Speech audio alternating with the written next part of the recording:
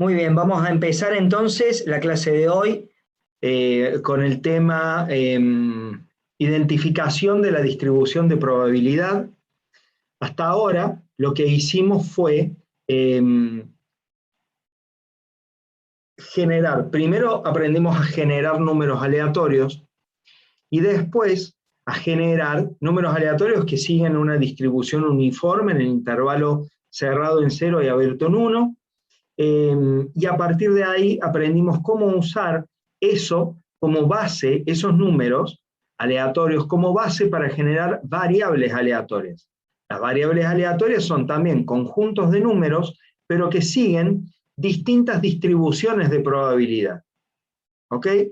Bueno, ahora vamos a aprender a hacer el proceso inverso.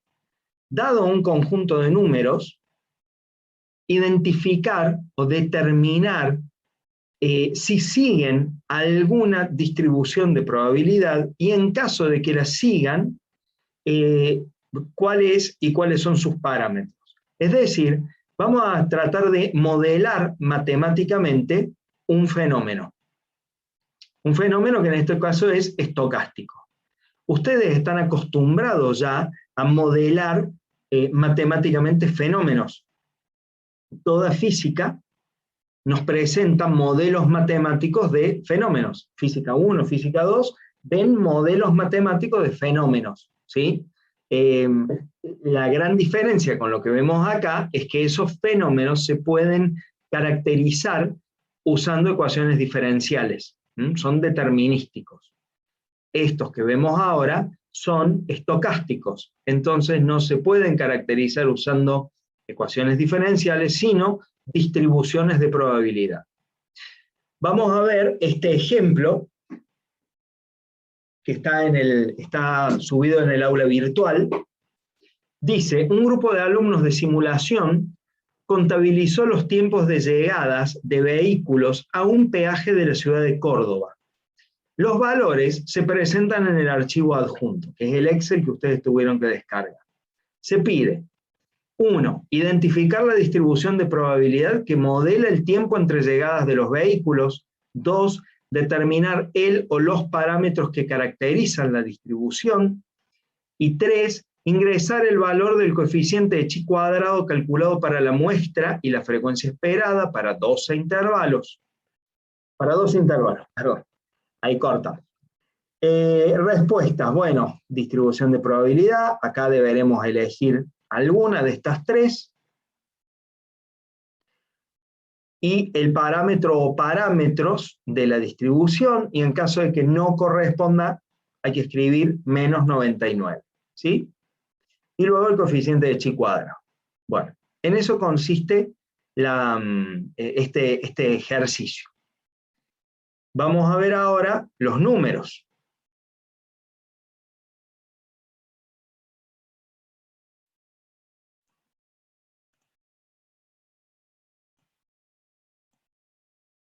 En este archivo de Excel tenemos contabilizado el tiempo que transcurrió, o sea, en qué instante de tiempo llegó un vehículo al peaje. ¿Sí? ¿En qué instante de tiempo llegó un vehículo al peaje? Vamos a suponer que están medidas en segundos, ¿sí? Que estas llegadas están medidas en segundos, y por ahora vamos a ignorar el formato, ¿sí? No lo estamos trabajando como en el formato hora, minuto, segundo, para no complicarlo nada más. ¿Estamos? Bueno, estas llegadas así en segundos, a nosotros no nos sirven de mucho para caracterizar. A ver, ¿qué es lo que estamos viendo acá? ¿Cómo se hizo este ejercicio? Arrancan el cronómetro en 0, por supuesto, y cada vez que llega un auto, cuentan el tiempo que transcurrió desde que comenzaron a contar. Por eso estos números son todos crecientes. ¿Sí? Todos estos valores ven que son crecientes, porque están determinados a partir del 0. Ahora, para modelar este fenómeno, lo que nosotros necesitamos es conocer los tiempos entre llegadas. ¿Sí? Entonces vamos a armar en esta columna tiempos entre llegadas.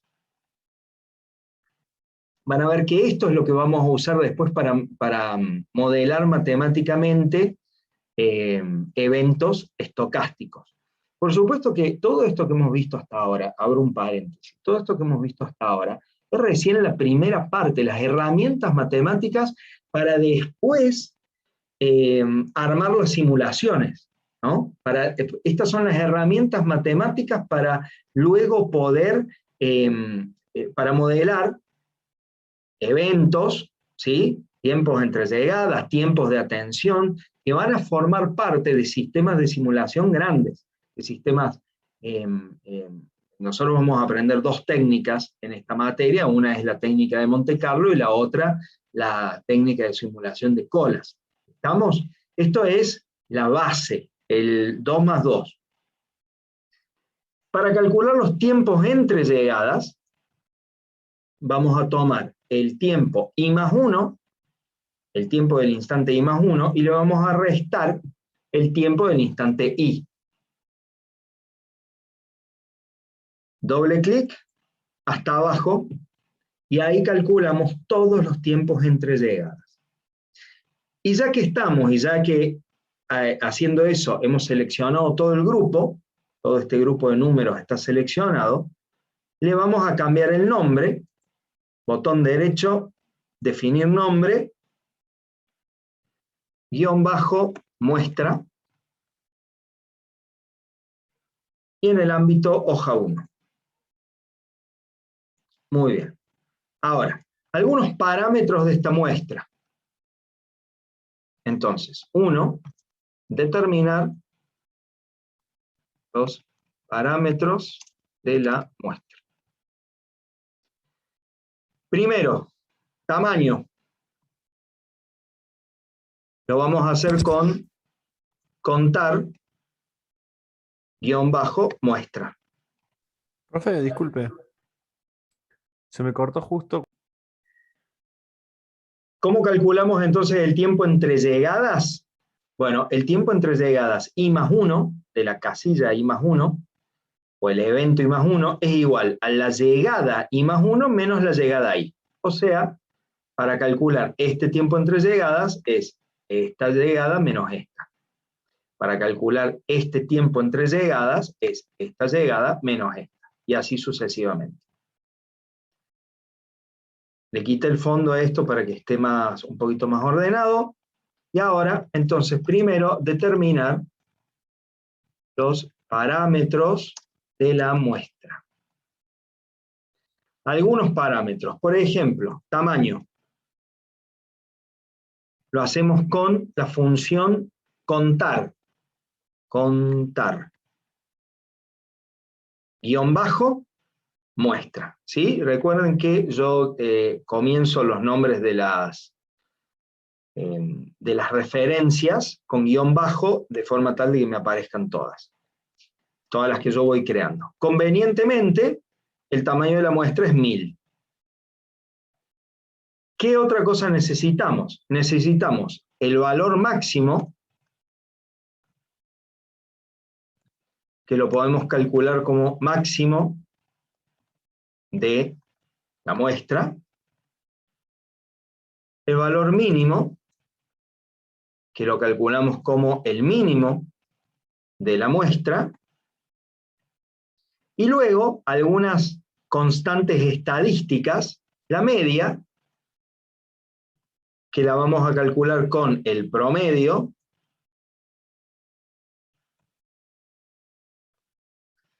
y la varianza o la desviación estándar. La verdad es que es más útil, bueno, no, es lo mismo. Vamos por la varianza. La varianza que es var, este de la población no, vamos a usar este de la muestra, calcula este var.s que calcula la varianza en función de una muestra, var s, muestra. Los valores, la diferencia entre estas dos varianzas, entre estos dos cálculos, var s y var p, son muy chiquititos, la verdad. Si quieren después lo podemos, miren,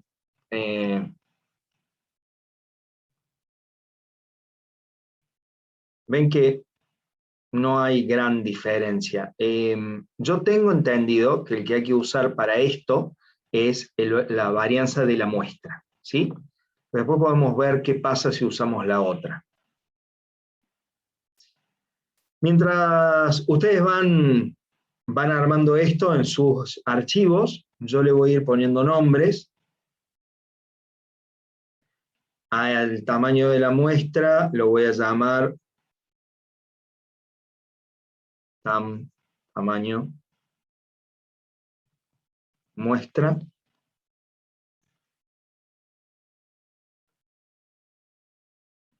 Al valor máximo, bueno, le podemos poner lo que sugiere ahí nuestra planilla de cálculo. Al valor mínimo, lo mismo, pero siempre le agrego el guión bajo adelante. Media, acá le vamos a poner media de la muestra. Bueno, dejemos así en media, pero después vamos a tener que cambiar otro nombre. Y a la varianza, también arrancando con el guión bajo, y ahí está. Y a mí no me gusta ver tantos decimales, la verdad, ya lo saben, así que vamos a dejar esto con 3 decimales. Si bien por dentro Excel está trabajando con todos, dejemos que nos muestre solamente 3. Muy bien, tenemos entonces determinados los parámetros de la muestra. Perfecto. Ahora bien, con estos parámetros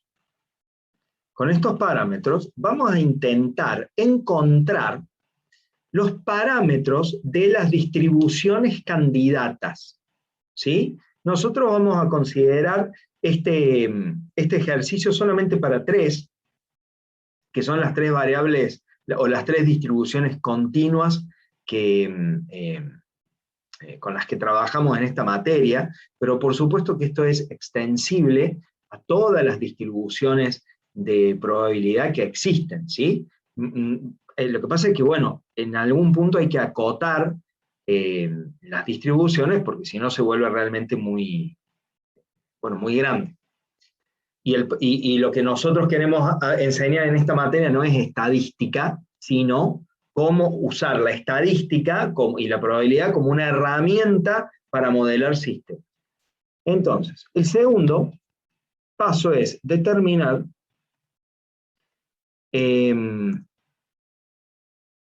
las constantes de las distribuciones candidatas. Las distribuciones candidatas, ¿cuáles son? La distribución uniforme, que tiene como parámetros A y B. La distribución exponencial negativa, que tiene como parámetros a lambda. Y la distribución normal, que tiene como parámetros la media y la desviación estándar. Entonces, tenemos que ver cómo de la muestra, nosotros suponemos, para que quede claro, nosotros suponemos que esta distribución, que este conjunto de números, puede ser modelado mediante alguna de estas distribuciones. Ahora, necesitamos encontrar los parámetros. Los primeros son fáciles, los últimos, perdón, lo de la distribución normal son fáciles, porque la media de la distribución normal es igual a la media de la muestra. Entonces, este sale fácil. Y la desviación estándar de la distribución normal es igual a la raíz cuadrada de la varianza de la muestra. Entonces es igual a este número, la varianza, elevado al 0.5.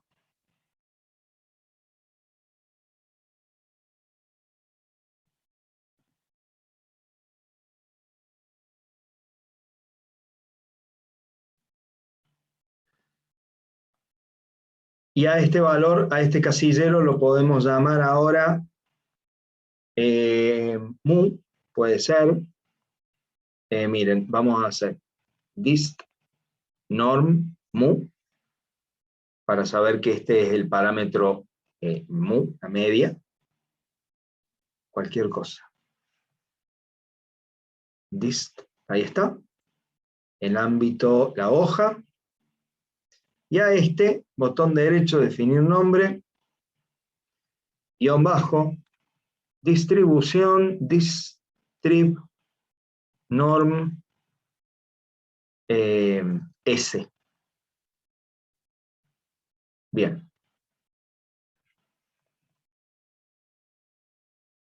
Estamos. Bueno. ¿Qué hacemos con lambda? Bueno, lambda es igual, lambda lo podemos calcular de dos formas, como el inverso de la media o el inverso de la desviación estándar de la muestra.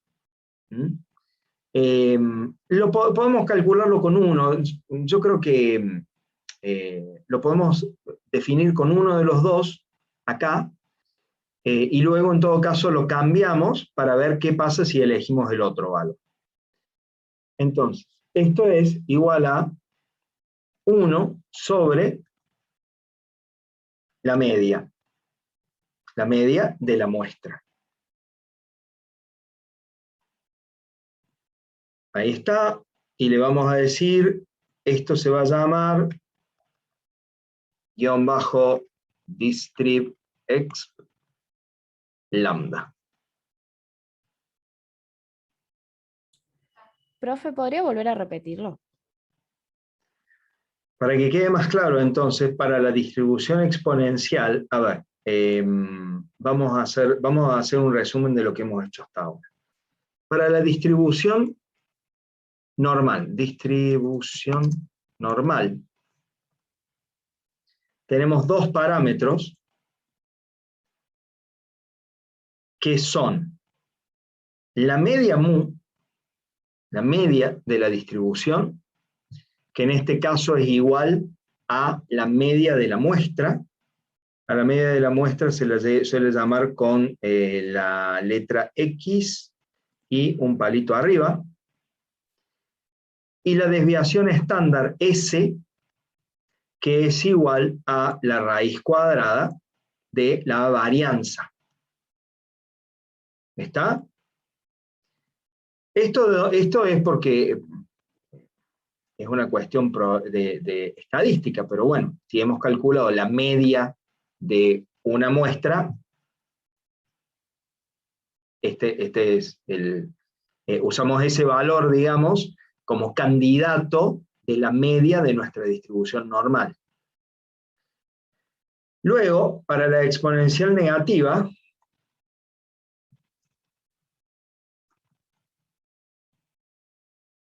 tenemos un único parámetro que se puede determinar de dos formas. El único parámetro de la distribución exponencial negativa es lambda.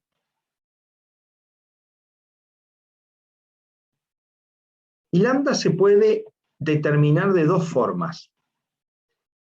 ¿Cómo? 1 sobre la media de la muestra, o sea, 1 sobre esto,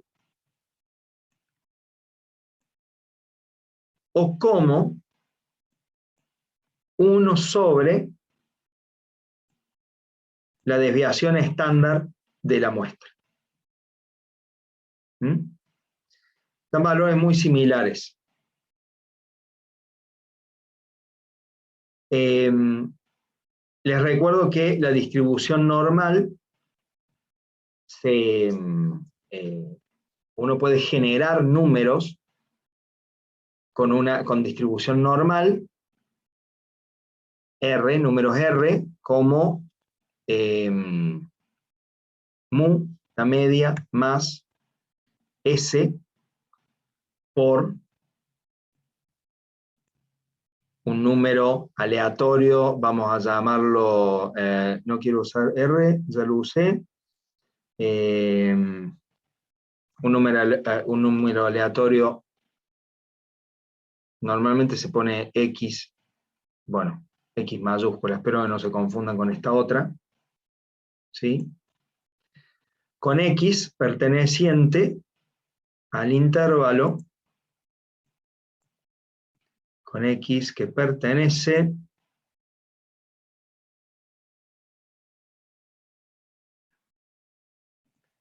al intervalo cerrado en 0, abierto en 1.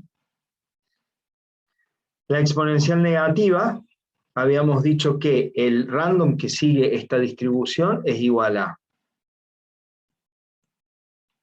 menos 1 sobre lambda por el logaritmo natural de 1 menos x, donde x cumple con las mismas características. ¿Sí? Y finalmente, la otra distribución candidata que tenemos es la distribución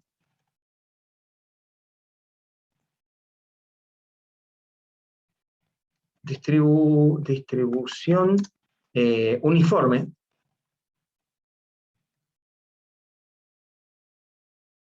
donde tenemos dos parámetros, A y B. Estos yo no me los acuerdo de memoria, pero sí sé que el valor medio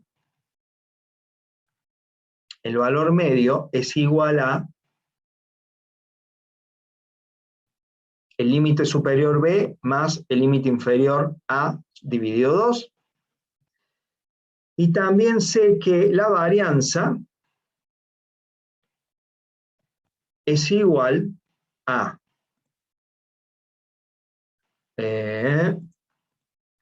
B, el límite superior, menos el límite inferior, elevado al cuadrado, dividido 12.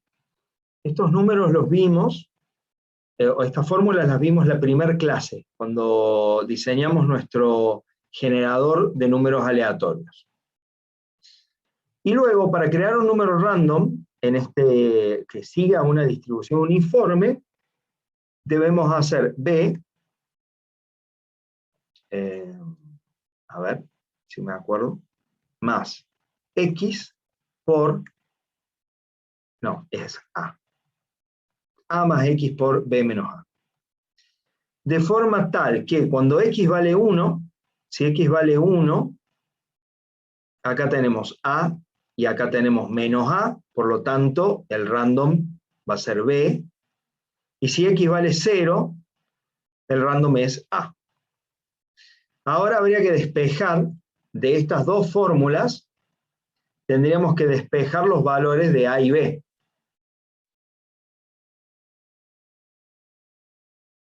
Entonces decíamos que de estas dos fórmulas necesitamos sacar los parámetros A y B. De esta primera ecuación podemos despejar que 2 por la media,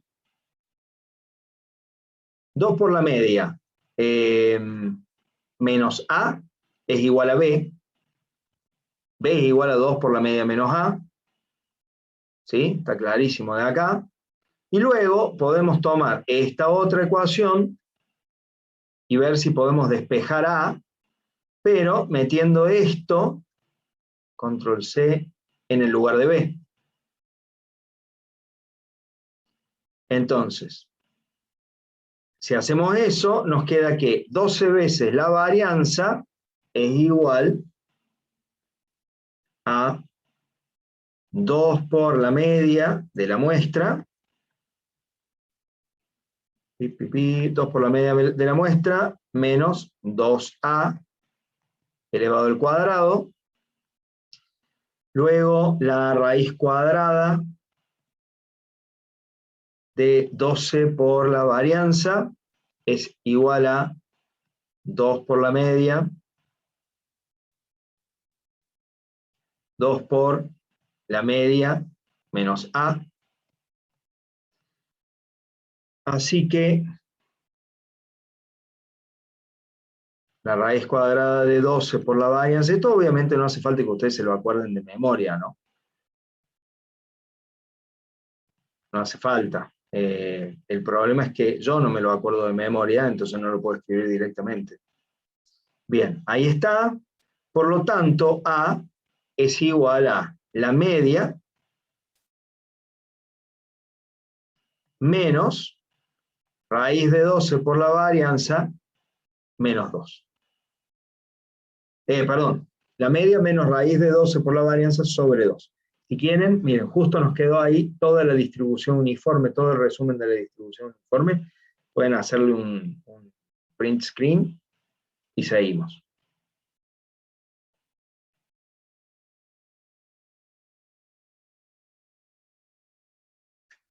Continúo. Entonces, vamos a usar estos números, estas fórmulas, perdón, que detectamos, que calculamos ahora para encontrar los parámetros A y B. A dijimos que era la media menos la raíz de 12 por la varianza. Todo esto, guarda con los paréntesis, cuidado con los paréntesis, elevado a la 0.5, o sea, elevado a la 1 medio, dividido 2. Bárbaro. Ahí tenemos el valor de A. Y el valor de B es 2 veces la media menos A. Esto es 2 por la media de la muestra menos A. Le saco unos decimales.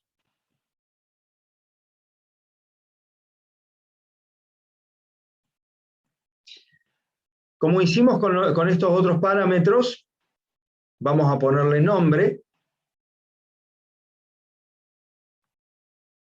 Distrib unif A en el entorno de la hoja. Y para el B le vamos a poner distrib unif B y al entorno de la hoja. Bien. Estos entonces son los parámetros de nuestras distribuciones candidatas. Tercer paso. Tenemos que determinar las frecuencias, o sea, tenemos que hacer un histograma ahora con este conjunto de números y determinar las frecuencias observadas en ese histograma y también calcular las frecuencias esperadas por cada una de estas distribuciones. Entonces, tercer paso, determinar frecuencias observadas, frecuencias observadas y frecuencias esperadas. ¿Cómo hacíamos eso? Bueno, comenzamos planteando cuántos intervalos queremos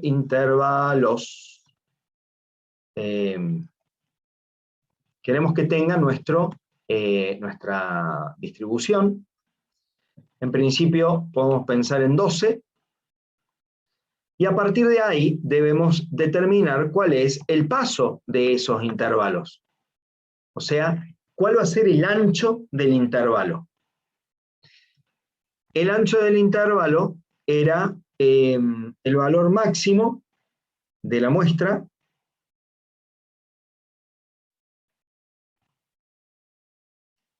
es el valor máximo de la muestra menos el valor mínimo de la muestra dividido los intervalos. Antes de hacer esta operación le voy a poner nombre a esto. Le voy a llamar intervalos para que quede todo más claro. Entonces, el paso es el valor máximo de la muestra menos el valor mínimo de la muestra dividido los intervalos. Muy bien. 2.22. A esto lo voy a llamar, definir un nombre, paso.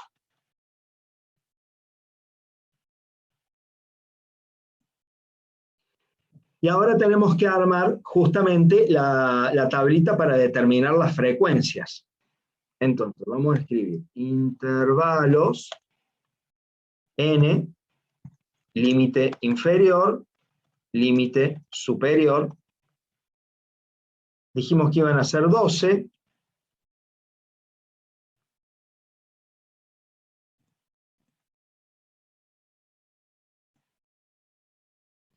El límite inferior del primer intervalo comienza con el valor mínimo de la muestra.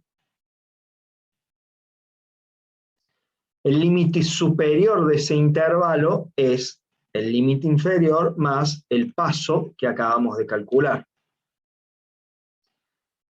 Para el siguiente intervalo, el límite superior es, el límite inferior del siguiente intervalo es el límite superior del anterior. Y ahora, doble clic, doble clic.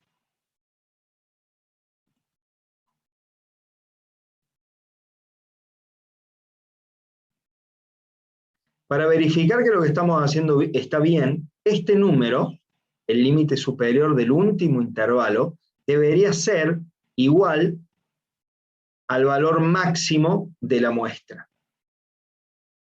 Vamos a hacer la prueba. Si yo hago esto menos el valor máximo, si no es igual, la diferencia tiene que ser muy chiquita. Bien, ahí está. Lo que puede ocurrir cuando acá tenemos alguna diferencia entre, por algún problema de redondeo, cuando tenemos alguna diferencia entre el límite superior de los intervalos calculados de esta forma y el valor máximo de la muestra, cuando este valor es más chico, lo que ocurre es que el número más grande, el valor máximo, no se encuentra en el conjunto cuando calculamos las frecuencias, y entonces después nos encontramos con que la suma de las frecuencias da un número menos que el tamaño de la muestra. Entonces, si esto falla, acá pueden poner directamente el valor máximo de la muestra y chao. Vamos a pasar ahora a las frecuencias.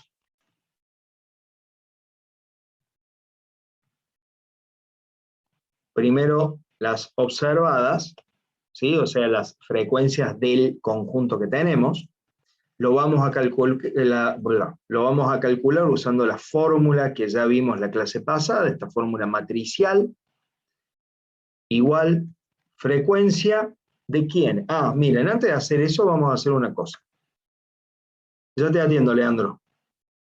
A este conjunto, que lo vamos a usar para calcular las frecuencias, lo voy a llamar límite superior.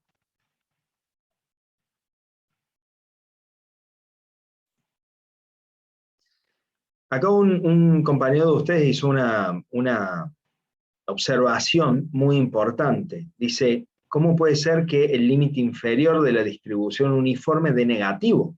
Serían tiempos negativos entonces. Bueno, generaría, o sea, si nosotros generamos tiempos entre llegadas con esta distribución, con una distribución uniforme con estos parámetros, podemos generar tiempos negativos, lo cual es un error, claramente. Bueno, eso ya es un indicio de que esta distribución, o de que estos números, no van a seguir una distribución uniforme. No la van a seguir. De cualquier forma, nosotros vamos a hacer el análisis para las tres, como para que ustedes lo tengan completo. Pero la observación es buenísima. Viendo esto, yo ya digo, bueno, uniforme no es. Así que muy bien por el compañero que hizo la observación. Sigamos calculando las frecuencias observadas, entonces, esta fórmula matricial que ya hemos aprendido a usar y que es fundamental para esta parte de la materia, igual a frecuencia del conjunto de datos, que es la muestra, y en qué grupos, bueno, los límites superiores. Cierro el paréntesis, Control Shift Enter,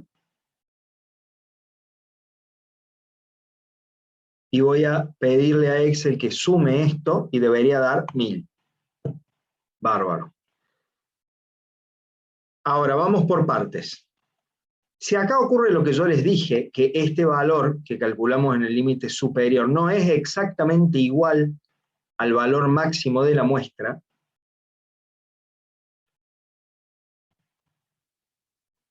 supongamos un poquitito más chico, lo que va a ocurrir, ¿sí? Lo puse un poquitito más chico.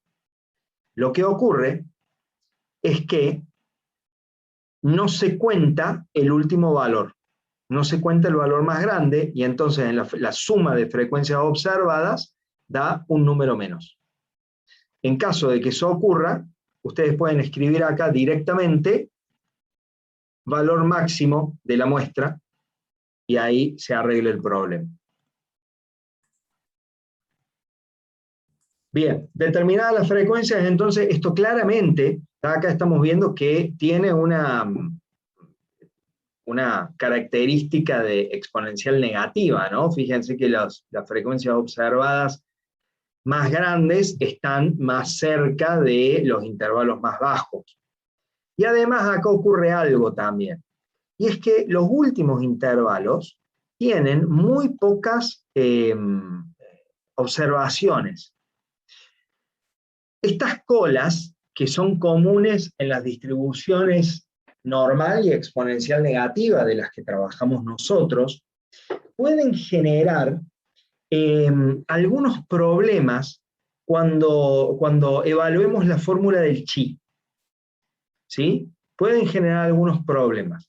Entonces, es recomendable agrupar estos valores de las colas en un único intervalo. Con lo cual vamos a dejar de tener intervalos parejos, ¿sí? Dejamos de tener intervalos parejos, pero no hay problema con eso, no va a afectar en nada el desarrollo de nuestro ejercicio, ¿sí? Ahora, dicho esto, yo voy a seguir adelante ahora sin considerar este problema, sin considerarlo, y luego lo vamos a resolver así para ver bien cómo es todo el procedimiento, y después vamos a volver atrás y vamos a agrupar estos 4 últimos intervalos en uno solo.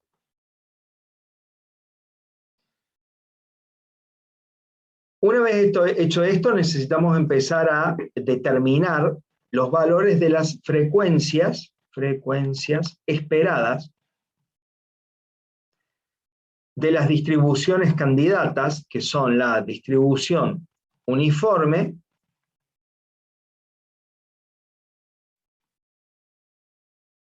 distribución exponencial negativa, distribución normal.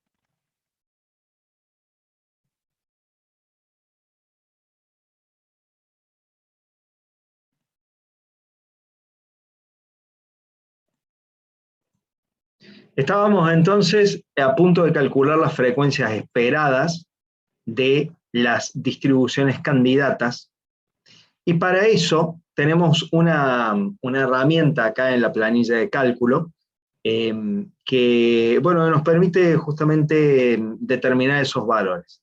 Ahora, la forma de utilizarla es un poquito compleja, tiene su truco, así que más que compleja vamos a decir que tiene su truco, porque no es tan compleja tampoco. Así que vamos a ir al Paint, y les voy a mostrar más o menos de qué se trata esto que vamos a hacer ahora. Bien. Ok, vamos a dibujar un poquito.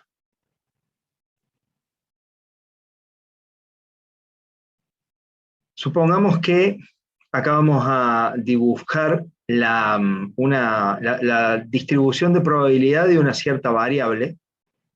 Vamos a llamarla X. Y acá la probabilidad de que esa X ocurra. Y que esta variable es continua y sigue una distribución que tiene, vamos a hacerla así nomás, ahí, esta forma.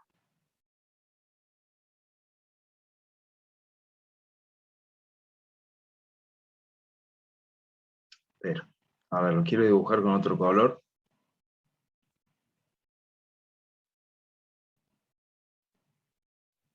Entonces ahí está. Supongamos que sigue esa forma.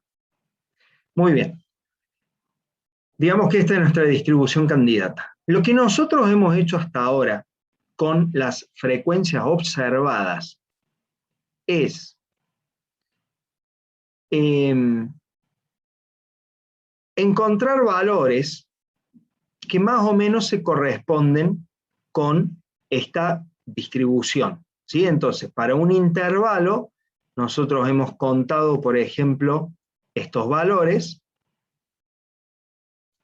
Para otro intervalo hemos contado un poco más. Para este otro intervalo contamos más. Para este contamos algunos menos. ¿Sí? Eso es lo que nosotros vamos determinando cuando vamos haciendo las frecuencias observadas. Suponiendo que esto, por supuesto, sigue, bueno, estos tendrían que ser, como lo hacemos nosotros, intervalos regulares.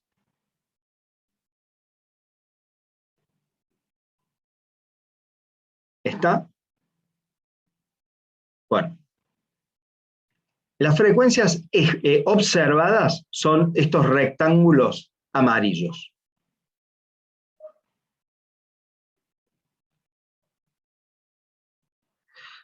Ahora, lo que nosotros tenemos que hacer es encontrar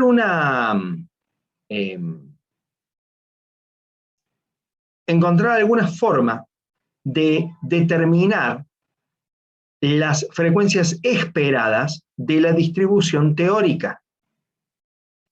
Y hay dos funciones de Excel, hay una función de Excel que nos permite hacer eso. La función para cada distribución nos permite determinar la probabilidad exacta de que ocurra un cierto x de n, por ejemplo, esto, qué parecido a esos colores, ahí está, ahí. La probabilidad exacta, o sea, este valor exacto, o bien la integral, la acumulada, la probabilidad acumulada hasta este valor. La probabilidad acumulada hasta ese valor es toda esta área. A ver cómo puedo dibujar esto.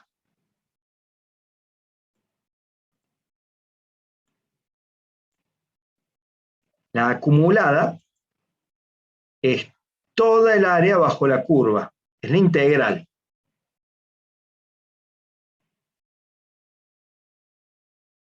Ahora,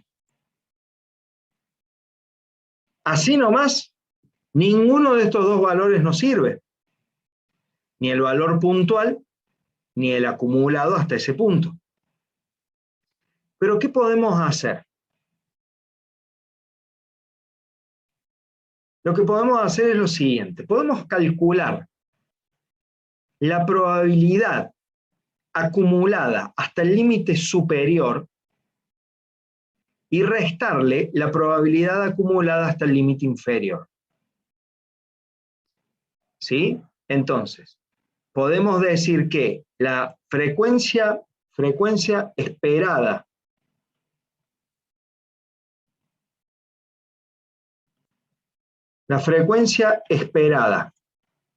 para un determinado intervalo es la frecuencia esperada del límite superior acumulada menos la frecuencia esperada del límite inferior del intervalo, por supuesto, acumulada. La vamos a calcular así. Y ahora vamos a dibujar estas cosas. Primero voy a dibujar la acumulada hasta el límite superior.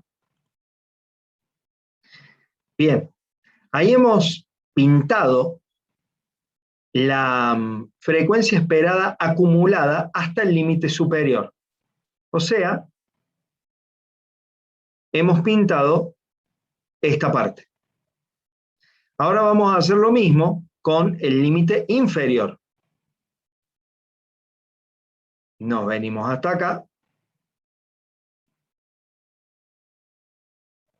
y pintamos todo esto. Esta es la frecuencia esperada acumulada del límite inferior. Fíjense cómo si nosotros al límite superior, a la frecuencia acumulada del límite superior, le restamos la frecuencia acumulada del límite inferior, lo que nos queda es justamente la frecuencia esperada del intervalo que estamos buscando. Vamos a volver entonces ahora a nuestra planilla de cálculo a aplicar este concepto. Muy bien. Comenzamos con la frecuencia esperada de la... vamos a hacer una cosa, vamos a empezar con la frecuencia esperada de la distribución exponencial negativa. Profe, se sigue viendo el Paint. Gracias.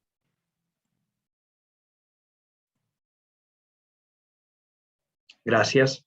Entonces, vamos a empezar calculando la frecuencia esperada de la distribución exponencial negativa. ¿Cómo? Bueno, hacemos distribución. Cuando empezamos a escribir dist, aparecen todas las distribuciones que conoce Excel. Vamos a distribución exponencial negativa. ¿Qué parámetros tiene? X, que es el punto hasta el cual queremos calcular la distribución. En este caso habíamos dicho el límite superior, seguido de el parámetro lambda, que es este de acá, y finalmente le tenemos que decir a la planilla de cálculo si queremos la acumulada o no. En nuestro caso sabemos que queremos la distribución acumulada. Cerramos, y ahora le vamos a restar a este número la distribución exponencial negativa de el límite inferior del intervalo con el mismo lambda y también acumulada.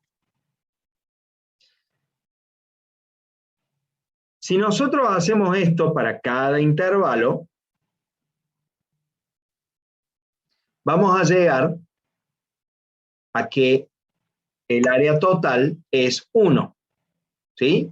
O por supuesto aproximadamente 1 por la cola de la exponencial negativa. Eso está bien. Pero fíjense que nosotros acá tenemos 1000 frecuencias observadas. Entonces, para hacer esto de manera correcta, a este cálculo que hemos hecho, lo tenemos que multiplicar por el tamaño de la muestra.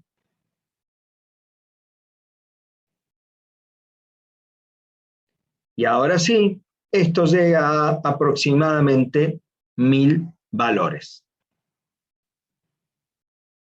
Vamos a repetir esta operación.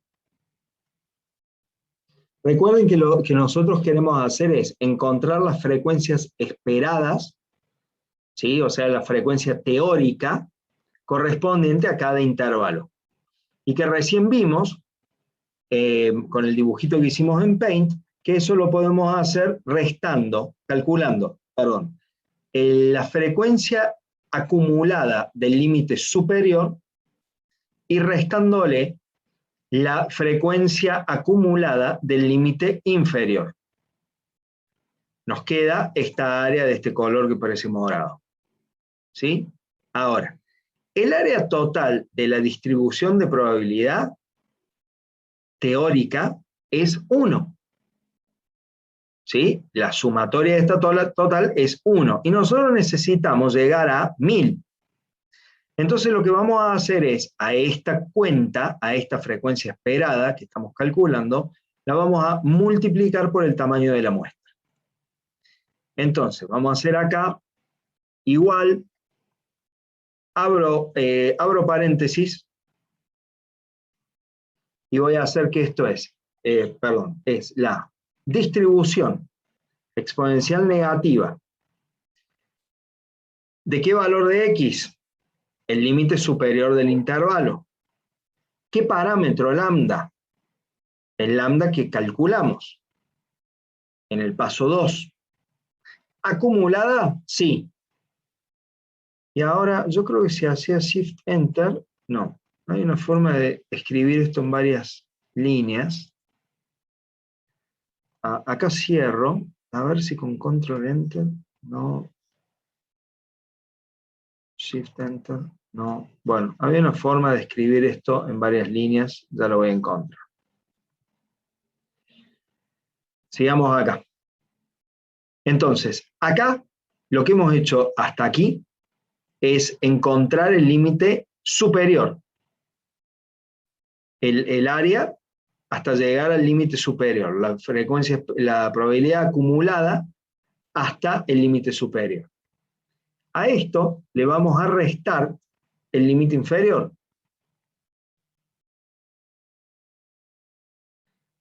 Límite inferior del intervalo con el mismo valor de lambda, también acumulado.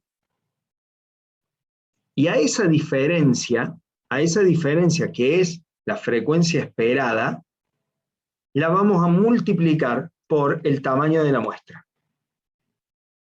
Y fíjense que ahora la frecuencia esperada da un número parecido a la observada. Bueno, en este caso, porque claramente esto es una exponencial negativa, ¿no? Pero en alguna deberíamos tener números parecidos.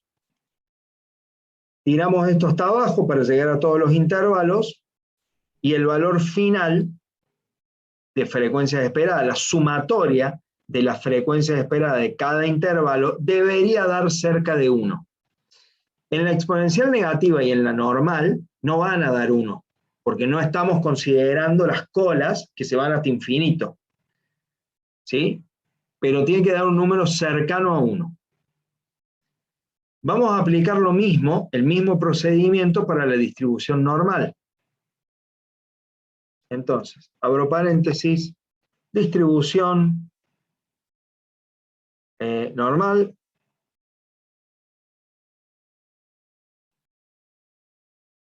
Vamos a usar esta.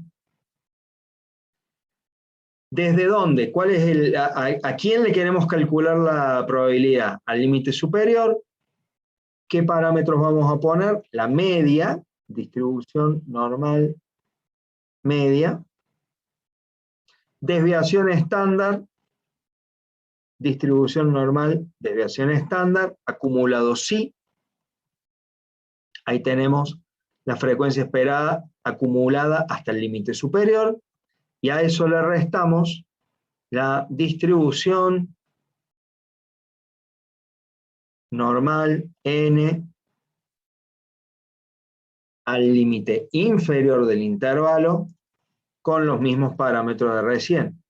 La media, candidata, y la desviación estándar, candidata. Y a todo esto, fíjense, ahí está clarísimo cómo estamos usando la misma función de distribución con, en este caso, el límite superior del intervalo, en este otro caso el límite inferior del intervalo, la misma media y la misma desviación estándar, y en ambos casos acumulado. A esta resta la vamos a multiplicar por el tamaño de la muestra. Lo llevamos hasta abajo, y la sumatoria de esto debería dar alrededor de 1000. Y fíjense que ya no da muy cerca de 1000. Esto ya también nos está indicando que capaz que nuestros números no siguen una distribución normal. Y por último, la uniforme La distribución uniforme es más sencilla porque la podemos calcular como el tamaño de la muestra dividida la cantidad de intervalos, que en este caso es divide la cantidad de intervalos. ¿Dónde lo pusimos? Acá.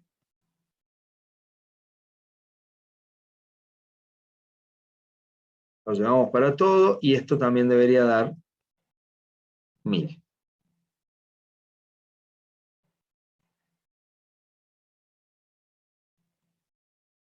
Bueno, en el caso del uniforme siempre les va a dar el valor exacto por la forma en la que lo hemos calculado. Podríamos haber usado estas otras fórmulas también, pero me parece que este camino es más sencillo.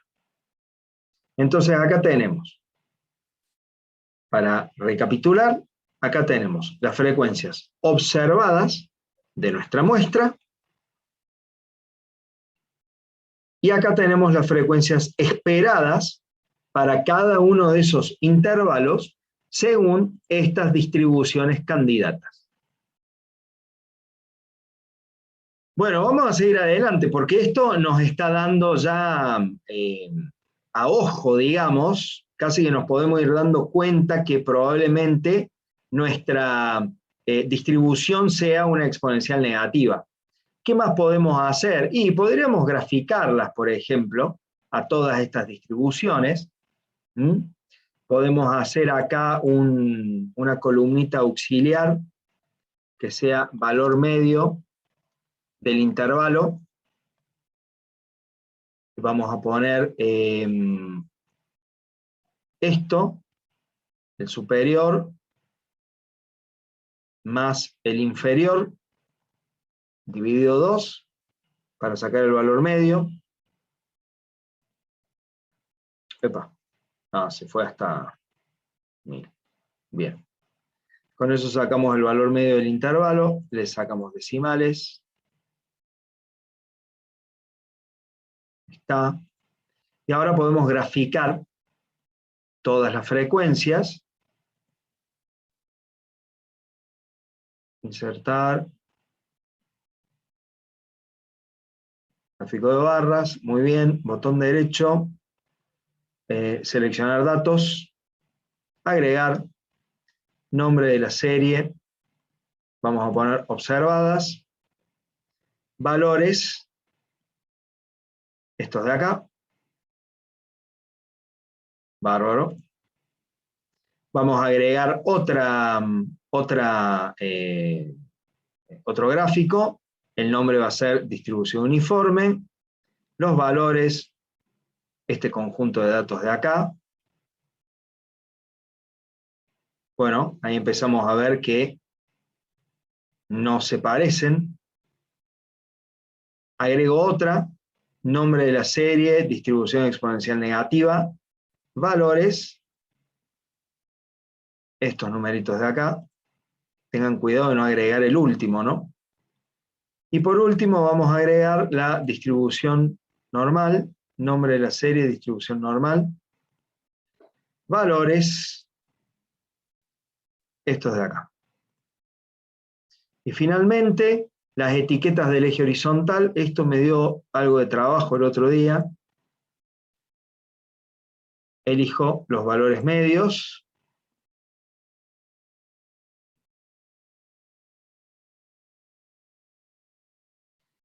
Ahí está. Me sigue dando algo de trabajo porque no me está mostrando exactamente lo que quiero. Así que voy a probar cambiándole el formato.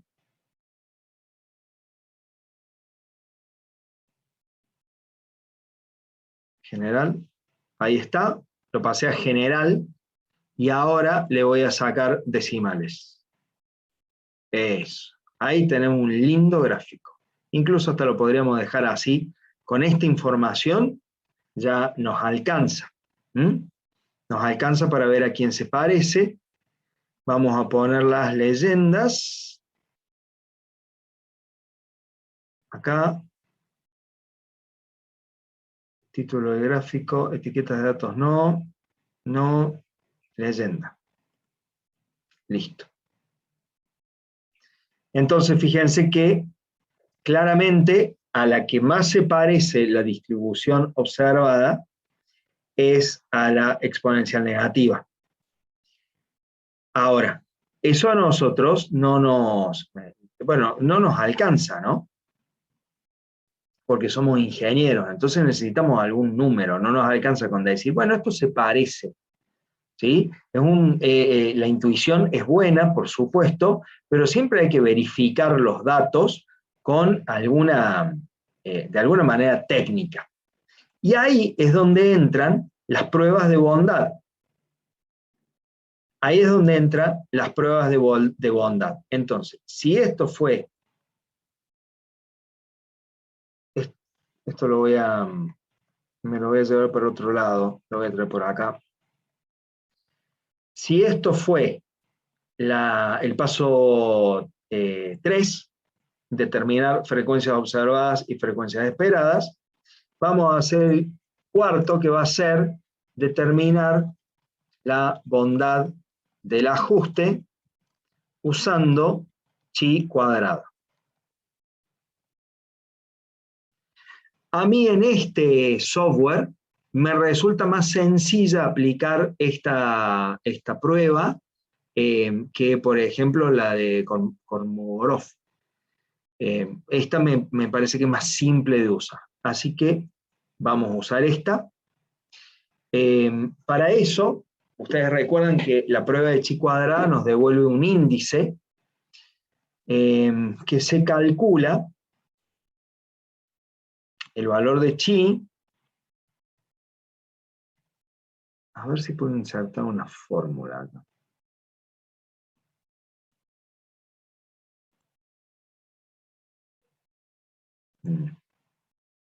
No puedo insertar una ecuación. Bueno, el valor de chi se calcula como la sumatoria de las frecuencias esperadas menos las frecuencias observadas, eso elevado al cuadrado, dividido la frecuencia esperada.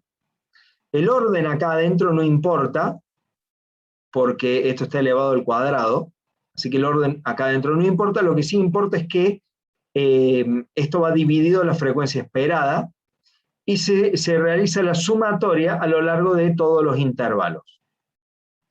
Entonces, vamos a empezar a hacer aquí las pruebas de chi. Entonces, vamos a determinar los valores de chi. O sea, el chi es un número, ¿no? Chi cuadrado para cada distribución. O sea, vamos a comparar ahora la distribución, las frecuencias observadas con las esperadas, que son nuestras candidatas, que salieron, les recuerdo, del paso 2, o los parámetros los sacamos del paso 2. Bien, para calcular el chi cuadrado, entonces, vamos a hacer igual frecuencia esperada menos frecuencia observada elevado al cuadrado. Y acá un dato que pasó una de sus compañeras, con Alt-Enter podemos seguir escribiendo abajo, dividido 2. Entonces fíjense cómo la fórmula ahora nos queda en 2 renglones. Esto por ahí en este caso no es tan importante, pero vamos a ver más adelante a lo largo de la materia que va a ser sumamente útil, sobre todo cuando hagamos modelado de colas. Esto es fundamental. Bien, listo. Ahí nos tiró ese valor. Una cosa que Profe, ¿ahí es podríamos hacer... dividido 2 o dividido la No, frecuencia perdón, dividido esperada? la frecuencia, con razón debe ser numerazo. Dividido la frecuencia esperada. Ahí está. Igual la grande, ¿no? Es frecuencia esperada menos observada dividido la esperada. Perfecto, sí, está bien. Tiramos hacia abajo. No, acá no, sino que porque hay un espacio.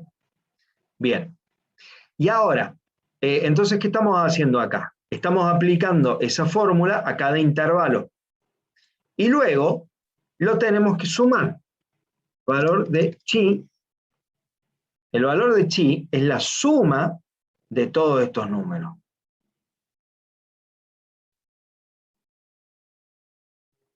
Vamos a ir a 3 decimales, ustedes saben, ahí está. Bien, ahora vamos a hacer lo mismo con la exponencial negativa. Esto va a ser igual a la frecuencia esperada de la distribución negativa menos de exponencial negativa menos la frecuencia observada de la distribución exponencial negativa elevado al cuadrado dividido la frecuencia esperada. Y ahora clic y nos vamos para abajo y copiamos este valor acá. Fíjense que este valor de chi da 2785, este da 11. Y finalmente para la distribución normal vamos a hacer lo mismo. Esto menos la observada elevado al cuadrado dividido la frecuencia esperada. Clic hacia abajo y copiamos acá para que sume. Bueno, y ahí el número da, no sé, 25 millones, qué sé yo, parece un DNI. Ahí está. Bueno, estos son los valores de chi entonces.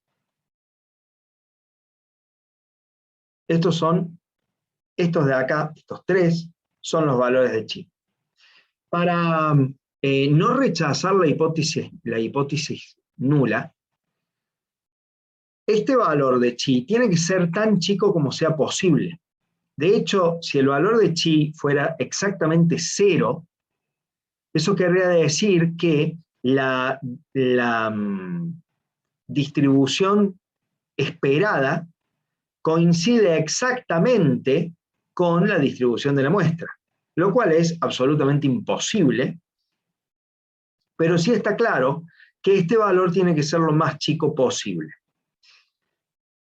Ahora, lo más chico posible tampoco termina de alcanzar, ¿sí? Acá ya, si vemos esto y tenemos que elegir alguna distribución, con toda la información que hemos aportado, claramente vamos a ir por la exponencial negativa, pero tenemos que saber qué tan buena es. Y ahí es donde aparecen el grado de confiabilidad, el alfa, 0.05 por ejemplo, y la cantidad de intervalos, perdón, no los intervalos, sino los grados de libertad de nuestro sistema. Y con estos valores vamos a tratar de calcular el número que tendría que dar teóricamente el valor de chi esperado, digamos. Si ese valor de chi es mayor que alguno de los calculados, entonces no se rechaza la hipótesis nula y podemos decir que con un grado de confiabilidad de 1 menos alfa, la distribución observada se asemeja a una de las esperadas. Los grados de libertad se calculan como la cantidad de clases menos 1. Nosotros ahora tenemos 12 clases, por lo tanto, la cantidad de clases es 11. ¿Sí? Lo podríamos hacer también para ya programarlo, intervalos menos 1.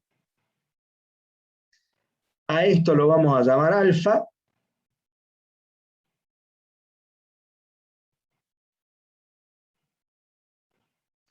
Y a esto lo vamos a llamar grados de libertad. Guión bajo grado de libertad. Genial. Y ahora vamos a calcular el valor de chi teórico.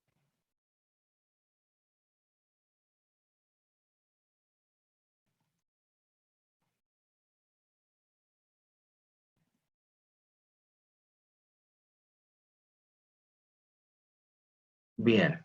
La fórmula que vamos a usar para calcular eso, se las digo, vamos a hacer inversa chi cuadrado CD con la derecha. Esta es la que va. ¿Con qué probabilidad? Con alfa, grados de libertad, los que habíamos puesto acá. Históricamente lo que hacíamos nosotros era, con el valor de alfa y los grados de libertad, entrar en una tabla y comparar el valor de la tabla con el valor de la distribución, ¿sí?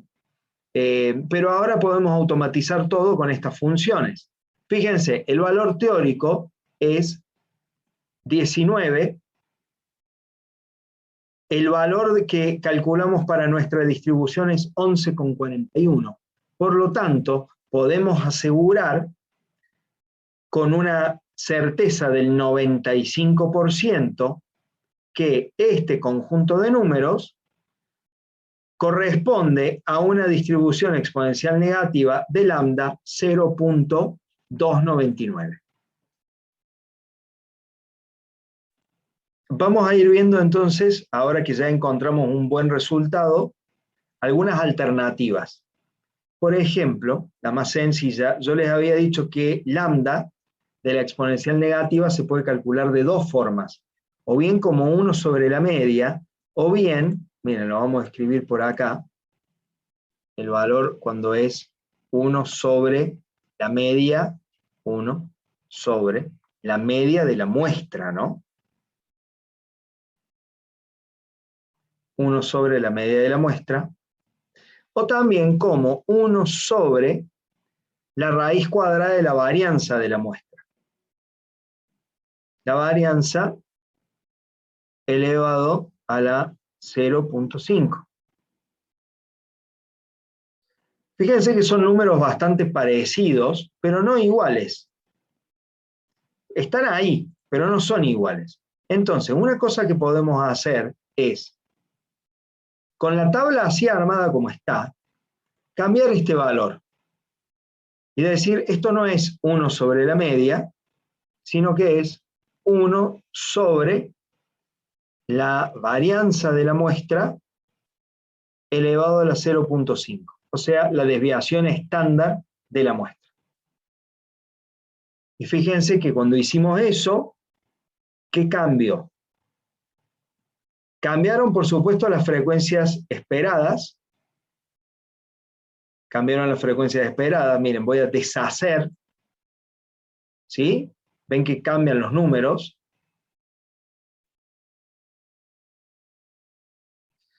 Y también cambió el valor de chi cuadrado.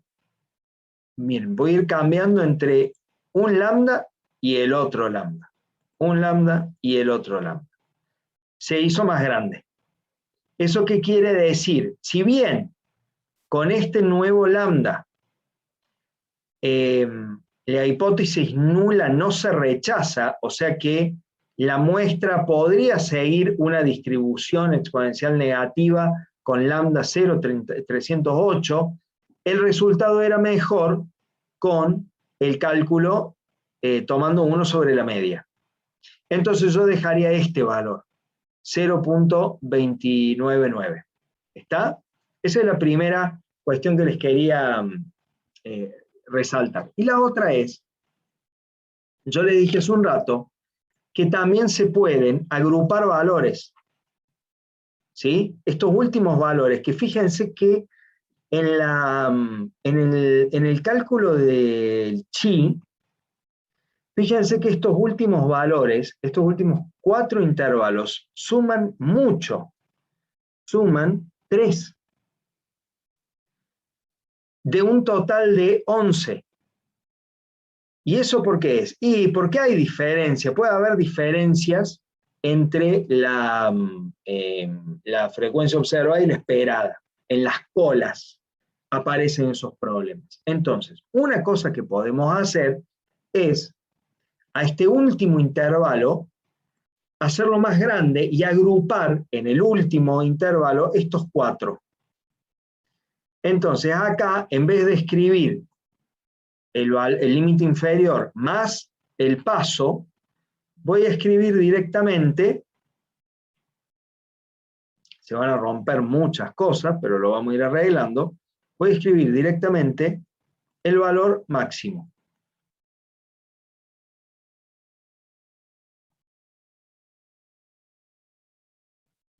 El 26.667. Esto ahora va a desaparecer. ¿Sí? Y ahora vamos a trabajar con solamente 9 intervalos. Esto lo borramos. Después habría que acomodar el gráfico para que vea solamente 9 intervalos. ¿Sí? Todo esto desaparece. Bueno, vamos a tener que hacer la frecuencia observada de nuevo. Voy a ir haciendo desaparecer esto y esto. Y también va a cambiar el valor teórico de chi, porque ahora los grados de libertad no son más 12 menos 1, sino que son 9 menos 1. Este valor cambió. Y acá van a cambiar varias cosas. Primero, las frecuencias observadas las voy a tener que calcular de nuevo para los 9 intervalos. Entonces selecciono estos 9 intervalos y hago igual a frecuencia, los datos, la muestra, los grupos. Ahora lo voy a poner así solamente. Control Shift Enter. Y ahí está. Ahí está de nuevo. Ahí están de nuevo las frecuencias observadas. Esto no lo tengo que cambiar. Las frecuencias esperadas de estas dos distribuciones no las tengo que cambiar porque estaban automatizadas con estos intervalos de acá. Sí voy a tener que cambiar lo uniforme, porque ahora es el tamaño de la muestra dividido la nueva cantidad de intervalos, que es 9. Ahí está. Y fíjense cómo esto tampoco, la parte de la determinación del chi cuadrado, tampoco hay que cambiarlo. Y fíjense cómo el número bajó todavía más. Recién el número de chi, el valor de chi era 11, creo que contra 19, y ahora es 8,4 contra 15. Nos dio un valor de chi cuadrado más chico todavía, más cercano al 0. Nosotros lo que tenemos que tratar, digamos, es encontrar una distribución que tenga el valor de chi más cercano a 0. No solo que sea menor que el valor teórico, sino aún más cercano a 0. Dicho esto, y habiendo hecho todo esto, incluso podríamos empezar a jugar un poco con el valor esperado y decir, a ver qué pasa si ponemos 0.28. Se va mucho. 0.29, bueno, 885, 0.295. Miren cómo ahí lo fuimos achicando, ¿no? Bueno, me parece que el mejor va a estar acá entre los valores de la media en este caso. 8.39, si me voy acá, ya me voy para arriba, y 0.298, 0.36, miren, 0.298 me da un valor de chi todavía más chico. 0.297, 0.296, a ver, ahí ya empieza a subir de nuevo. Entonces, podría hacer un último ajuste a mano y escoger finalmente este valor de chi. Con eso terminaríamos, haríamos bien el ajuste fino de nuestro modelo. ¿Sí? Hemos encontrado el modelo matemático de esta distribución estocástica de tiempos entre llegadas de vehículos. ¿Y cómo lo vamos a usar a esto? ¿Cómo lo vamos a usar? A ver, primero voy a volver acá.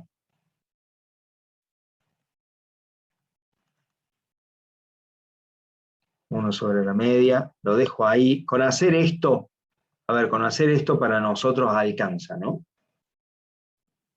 ¿Para qué vamos a usar esto? ¿Para qué? ¿Para qué estamos usando todo esto? Bueno, vamos a usar esto en, por ejemplo, un sistema de colas, cuando digamos lo siguiente, cuando querramos modelar los tiempos entre llegadas de nuestros clientes. Entonces, vamos a hacer, por ejemplo, vamos a hacer esto, vamos a poner acá un reloj.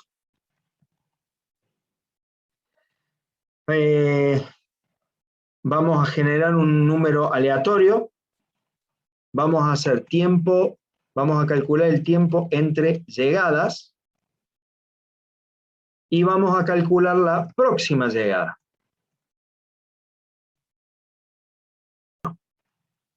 Genero un número aleatorio. Genero un número aleatorio.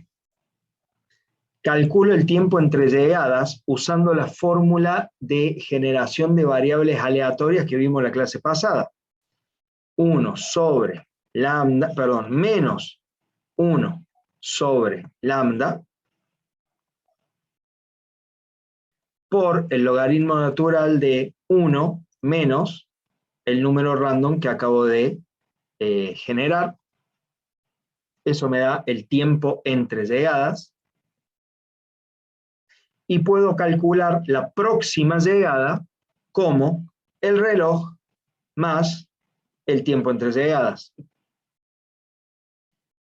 Y puedo hacer que el reloj avance con esta próxima llegada. Cada vez que hay una próxima llegada, hay un evento nuevo.